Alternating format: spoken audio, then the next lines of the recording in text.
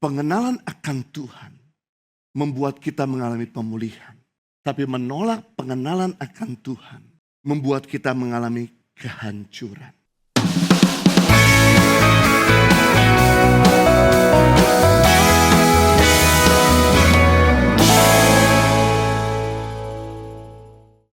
Itu sebabnya kita akan belajar bagaimana memulihkan pengharapan.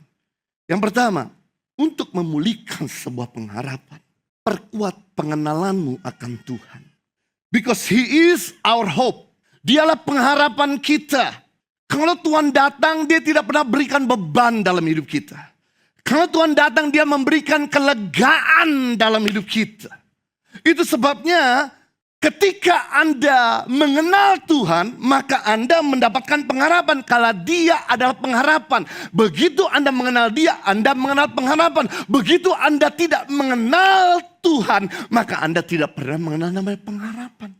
Saya mengajak saudara untuk melihat Mazmur 126 ayat 1. Nyanyian ziarah ketika Tuhan memulihkan keadaan Sion. Keadaan kita. Seperti orang-orang yang bermimpi.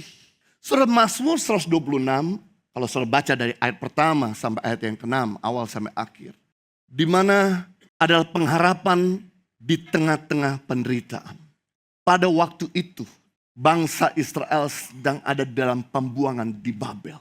Karena mereka meninggalkan Tuhan, mereka berbuat yang menyakitkan hati Tuhan dengan menyembah berhala, meninggalkan Tuhan, akhirnya mereka dibuang di Babilonia. Tapi yang saya belajar dari para pemazmur ini, yang dilakukan sama pemazmur 126 itu bukan Daud. Pemazmur 126 kira-kira diprediksikan Ezra dan nabi-nabi, di mana mereka tidak menjadi putus asa karena mereka menjadi seorang perantauan di Babilonia.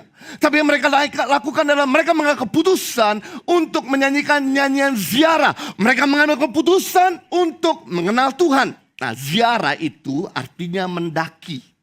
Ziarah itu artinya naik. Sebab kota Yerusalem di mana ada bait suci, semua orang kalau mau pergi ke bait suci, mereka harus naik. Karena lokasi kota Yerusalem 800 meter sampai 900 meter di atas permukaan air laut. Makanya kalau masuk Yerusalem naik, kalau keluar Yerusalem turun.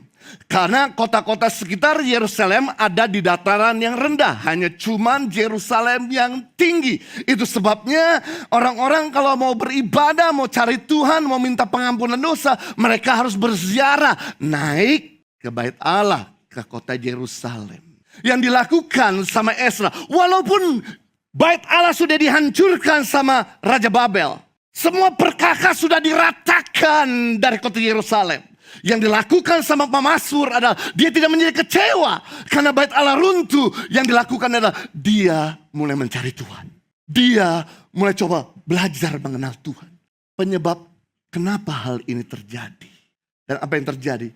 Karena mereka di dalam kesesakan mencari Tuhan dan mengenal Tuhan. Akibatnya mereka mendapatkan kekuatan. Dan Tuhan pulihkan keadaan mereka. Tuhan kembalikan mereka pulang ke negeri di mana mereka telah diasingkan. Wow. Pengenalan akan Tuhan membuat kita mengalami pemulihan.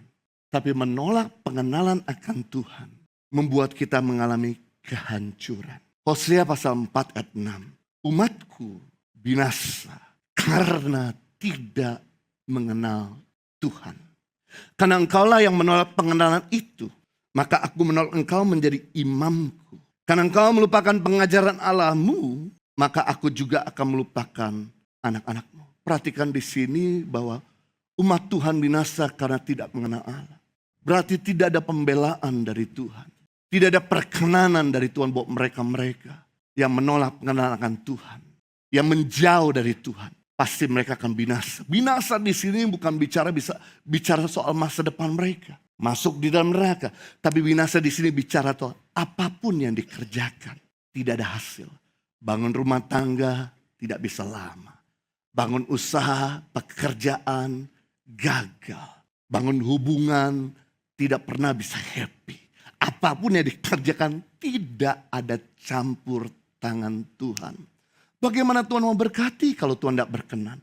Bagaimana Tuhan mau tolong kalau Tuhan tidak berkenan? Bagaimana Tuhan mau bantu kalau Tuhan tidak berkenan? Itu sebabnya kalau bisnismu mau jalan, kesehatanmu mau prima, masa depanmu mau cerah, hubunganmu mau indah. Yang Anda perlu lakukan adalah bangun pengenalan Anda akan Tuhan.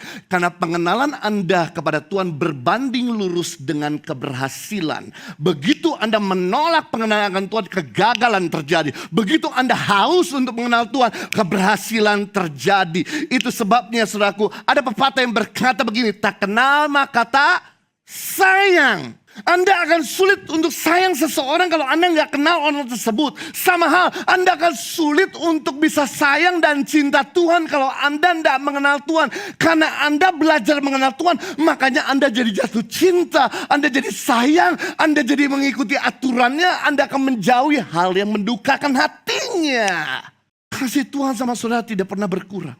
Masalahnya kasihmu kepada Tuhan yang kadang-kadang seperti yoyo. Kadang semangat, kadang gak semangat. Kadang panas, kadang dingin. Sementara sering datang ke gereja, pulang gereja masih bikin ulah. Sementara masih melayani tapi juga masih bikin dosa. Saya beritahu, kenapa Anda kehilangan pengharapan? Karena pengenalanmu akan Tuhan tersaingi sama sains. Kenapa Anda kehilangan pengharapan? Karena informasi yang ada di HP-mu tersaingi dengan pengenalan akan Tuhan. Problemamu menyaingi pengenalan akan Tuhan. Makanya ketika Anda fokus kepada problem, ketika Anda fokus kepada media sosial, Anda sedang bikin kaca pembesar kepada masalahmu. Kalau kamu lihat semut dengan kaca pembesar, maka semutnya jadi gede. Kenapa sampai hari ini Anda gak bisa lihat Tuhan yang besar dari masalahmu? Tuhan yang lebih besar daripada penyakitmu. Tuhan yang lebih besar akan masa depan bagi bangsa Indonesia. Karena Anda selalu tersaingi dengan sains. Tersaingi dengan yang namanya informasi di sekitar Anda. Anda tidak mau untuk terus belajar sama Tuhan. Harusnya Anda memperbesar kaca pembesarmu akan pengenalan Tuhan. Waktu kamu bikin kaca pembesar kepada pengenalan Tuhan, maka kamu akan tahu ini.